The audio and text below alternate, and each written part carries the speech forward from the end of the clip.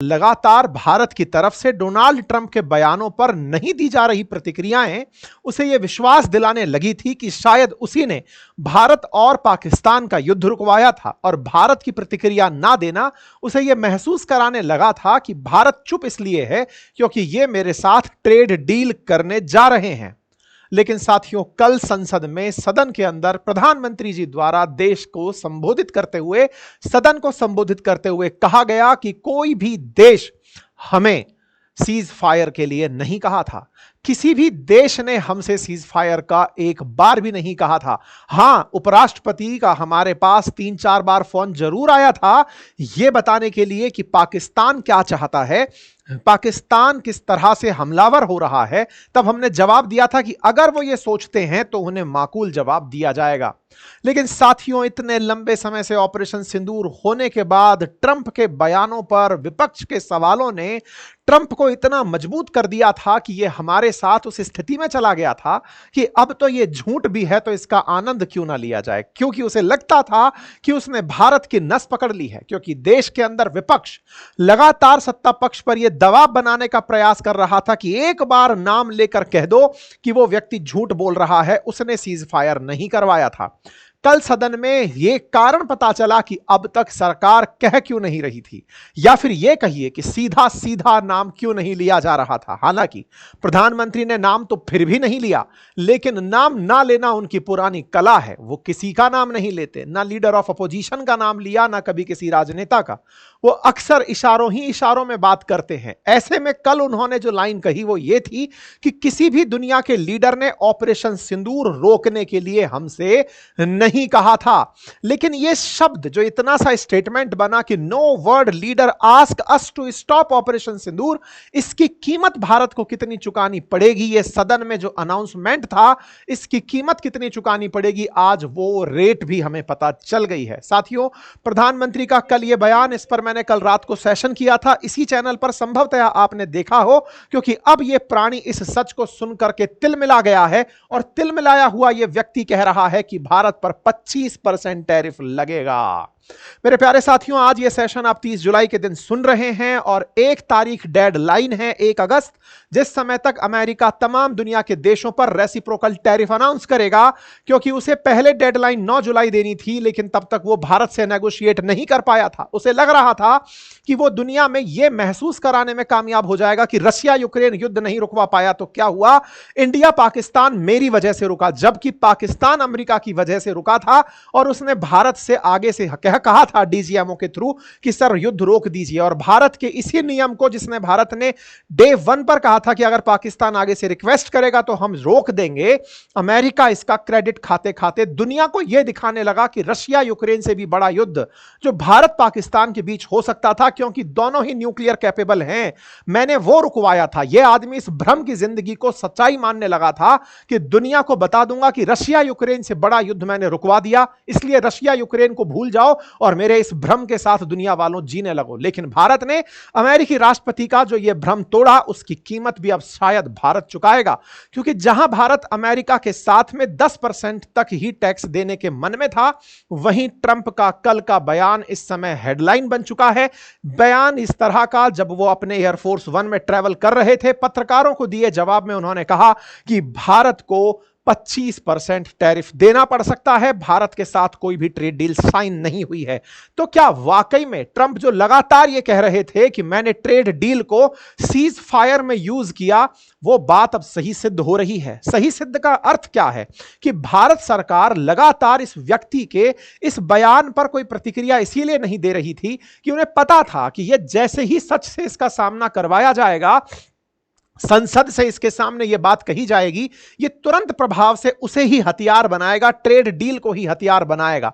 इसी कारण यह लगातार अपने झूठ को मजबूत करने के लिए कम से कम 30 बार अब तक यह कह चुका कि भारत पाकिस्तान सीज फायर मैंने कराया, ताकि भारत चुप रहेगा इस डर में कि उन्हें ट्रेड का हमसे वास्ता है, और अगर उनका वास्ता बना रहा तो यह प्रतिक्रिया नहीं देंगे। लेकिन कल भारत ने सदन के माध्यम से सबको बता दिया कि अमेरिका का हमारे साथ कोई वास्ता नहीं था, हमारे सिंदूर ऑपरेशन को रुकवाने में इनका कोई कंट्रीब्यूशन नहीं था। साथियों, लेकिन अब स्थिति चैलेंजिंग है।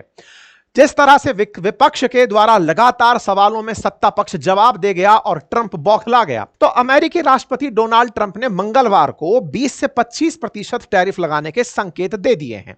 यह संकेत ऐसे समय पर आए जिस समय पर भारत लगभग यह तैयारी कर चुका था कि अब जो होगा सो देखा जाएगा, क्योंकि भारत लंबे समय से, ट्रंप जब से ऑपरेशन सिंदूर खत्म हुआ है तब से वो व्यक्ति इस क्रेडिट को खा करके अपनी उस एम्बेरसमेंट को छुपाने का प्रयास कर रहा था जो रशिया यूक्रेन के अंदर वो नहीं करा पाया था। रशिया यूक्रेन शांति स्थापना कराने को लेकर चुनाव लड़ा व्यक्ति जब उनको शांत नहीं करा पाया तो उनको दबाने के लिए भी उसने भारत पर दबाव बनाने का प्रयास किया था। यह व्यक्ति जब देख पाया कि यहां से तो इनका कुछ नुकसान नहीं है, लेकिन भारत कुल मिलाकर अमेरिका से ही व्यापार करके लाभ कमाता है, तो क्यों ना अब भारत को ही दबा लिया जाए। फ्रेंड फ्रेंड कहकर जो अच्छा सिला मित्रता का इस व्यक्ति ने भारत को दिया वो आज आपके सामने है। कल एयरफोर्स 1 में इसका हवाई जहाज है, उसमें यात्रा करते समय यह व्यक्ति जो बयान दिया वो आपको सुनना चाहिए।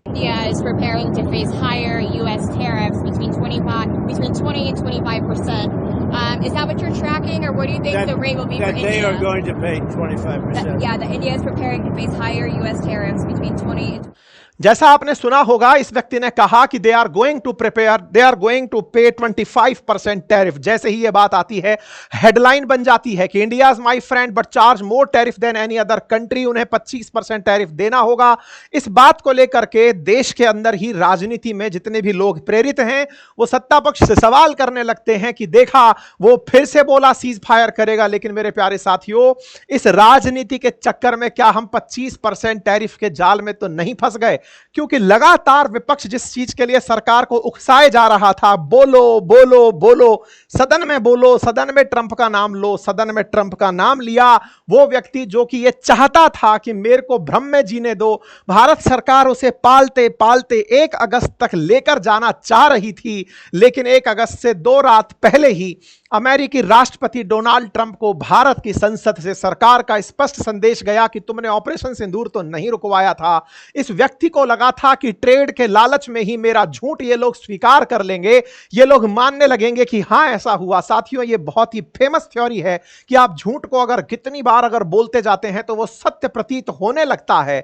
ऐसी थ्योरी को कहते हैं कि जो हिटलर के साथ गिब्स, नाम भूल रहा हूं उसका, मैं कई बार नाम यूज करता हूं, गिब्स करके कोई नाम था, वो व्यक्ति इस तरह से बोला करता था कि जितनी बार झूठ बोलोगे वो सही लगने लगेगी। और वो सही लगने वाली जो बात है ना वो यहां पर हुई, क्योंकि ट्रंप लगातार बोले जा रहे थे, दुनिया तभी मानने लग गई थी कि ये व्यक्ति झूठ बोल रहा है। लेकिन हमारा विपक्ष चाहता था कि सरकार इसका खंडन करे, हमारा विपक्ष चाहता था कि सरकार इसके खिलाफ आकर यह कहे कि नहीं, ट्रंप ने यह नहीं करवाया था। और सरकार लगातार अपना मजबूरी दिखाना नहीं चाह रही थी, क्योंकि उन्हें पता था कि इस व्यक्ति के झूठ से जैसे ही इसका सामना करा दिया जाएगा सच का, यह व्यक्ति फटेगा। और वो जो फटा वो आपके सामने है। 25% टैरिफ का बोझा हम पर लादने की तैयारी कर दी गई है। आपको याद होगा रेसिप्रोकल टैरिफ में यह कहा था कि भारत हम पर 52% तक टैक्स लगाता है, हम इन पर 26% टैरिफ लगाएंगे। अब वापस ये वहीं पर लैंड कर रहा है। 10% की हमें उम्मीद थी, ये 25% पर ले जा रहा है। साथियों, अक्सर कहते हैं कि एक झूठ को छुपाने के लिए लाखों सच तबाह हो जाते हैं। कुछ वैसा ही ट्रंप हमारे साथ कर दिए थे। ट्रंप ने इस बात को समझा था कि भारत चुप इसलिए है क्योंकि ये नेगोशिएशन में है। इन्हें लगता है कि हम बोल रहे हैं, बोलने देते हैं, अपने स्तर पर हमने मना कर दिया है, लेकिन उसे उम्मीद नहीं थी कि संसद के अंदर ऐसा बयान सरकार द्वारा दे दिया जाएगा। ट्रंप का एडमिनिस्ट्रेशन इस कारण से दुनिया भर के साथ ट्रेड डील करते करते भारत के साथ ट्रेड डील को 1 अगस्त तक खींच कर ले गए, ताकि उनको लगता था कि देश में एक बार मानसून सत्र होगा, ऑपरेशन सिंदूर पर बुलवाया जाएगा और देश के सामने, सदन के सामने जब कोई भी राष्ट्रपति, कोई भी प्रधानमंत्री बोलेगा तो वो झूठ नहीं बोलेगा। और झूठ नहीं बोलेगा, बस इसी का लाभ उठाते हुए इस व्यक्ति ने इंतजार किया उस दिन का, और जैसे ही ये हुआ ये तुरंत बयान दे दिया। और आपको मालूम होगा इस दौर में भी इन्होंने हमें तरह तरह से नॉन वेज मिल्क के लिए हो या जीएम फसलों के लिए, ताकि किसान के मुद्दों पर हमें परेशान किया जा सके, या फिर जीएम मिल्क के नाम पर हमें परेशान, नॉन वेज मिल्क के नाम पर हमें परेशान किया जा सके, लगातार ये ट्रेड के अंदर हमें छेलने का प्रयास कर रहा था। ये चाहता था ये असल मायने में जो ये लाइन बोलता था कि ट्रेड डील का मैंने वास्ता देकर के इनका सीज फायर कराया, असल मायने में वो इनडायरेक्टली हम तक संदेश भिजवाता था कि या तो तुम ये स्वीकार कर लो कि मैं जो कह रहा हूं वही सही है, भले ही मैंने सीज फायर ना करवाया हो, लेकिन मुझे क्रेडिट लेने दो, मुझे दुनिया के अंदर प्रेसिडेंट ऑफ पीस बनना है। लेकिन अगर तुमने मेरा झूठ उजागर कर दिया तो मैं तुम्हारे साथ टैरिफ का युद्ध खेल दूंगा। और वही हुआ। इस व्यक्ति ने भारत के सामने पहले रशिया इंडिया का जो व्यापार था उस पर पाबंदी लगाने की धमकी अपनों से दिलवाई, उसके बाद में अब यह टैरिफ की धमकी दिला रहा है। साथियों, यह हमें समझना होगा कि आज भारत अमेरिका के साथ ट्रेड करता हो उसके लिए लगातार हमारे जितने भी फायदे होते हों, लेकिन जब बात देश के सम्मान की हो, चाहे विपक्ष के उठते सवाल हो जिसमें वो पूछ रहा हो कि आप बोलते क्यों नहीं कि ट्रंप ने ऐसा किया, हो सकता है विपक्ष प्रधानमंत्री से यह कहलवाना ही चाहता हो कि सच बोलो, होगा जो देखा जाएगा। तो चलिए इसी बहाने सही आज देश के अंदर विपक्ष के सवाल रहे हो, सत्ता पक्ष के जवाब रहे हो, हालांकि टाइमिंग में कुछ भी हो सकता है, लेकिन यह टाइमिंग इतनी सही और सटीक जगह अमेरिका को फायदा दे जाएगी इसकी आपने कल्पना नहीं की होगी। क्योंकि ट्रंप असल मायने में चाहते ही ये थे कि एक बार तुम बोलो बेटा 1 अगस्त से पहले पहले और मैं तुम्हारे सामने टैरिफ लगाऊंगा। ये बिल्कुल वैसे ही था जैसे किसी देश को आप ब्लैकमेल कर रहे हो कि या तो तुम मेरा झूठ स्वीकार कर लो या फिर तुम वापस मुझसे टैरिफ वसूल लो। ये बार बार कह रहा था कि मैं ट्रेड डील के माध्यम से इन लोगों का युद्ध रुकवाया हूं। असल मायने में वो पाकिस्तान को तो खरीद लिया था क्रिप्टो के नाम पर, और भारत से वो इसलिए चुप रखवा रहा था भारत को कि हां बेटा तुम चुप रहो, ये मत कहना, अदरवाइज टैरिफ का वो आ जाएगा। लेकिन क्या करें, विपक्ष देश की आवाज बनकर के जो सदन में सवाल उठा रहा था, सत्ता पक्ष ने उसके जवाब दिए। अब देश उसकी कीमत चुकाएगा। उसकी अंदाजा इस बात से लगा सकते हैं कि ये अगर हमारे ऊपर टैरिफ 25% लगाता है तो भारत को कम से कम $25 बिलियन का, या कहिए कि $31 बिलियन का, और कम से कम 25% हमारा एक्सपोर्ट इससे प्रभावित होगा।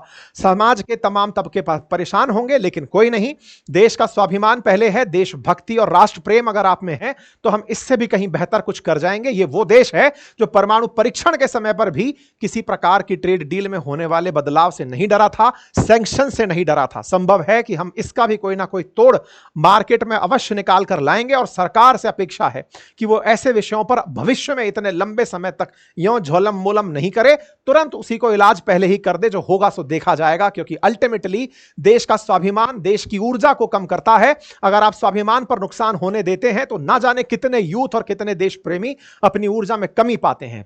लेट से ही सही, लेकिन सदन के अंदर प्रधानमंत्री का यह जो बयान था, इस बयान ने ट्रंप की आंखें भले ही खोली हो, लेकिन भारतीयों के अंदर एक ऊर्जा का भाव फिर से पैदा किया कि सदन के अंदर जो बात कही गई वो देश की तरफ से स्टेटमेंट था, अमेरिका के लिए था।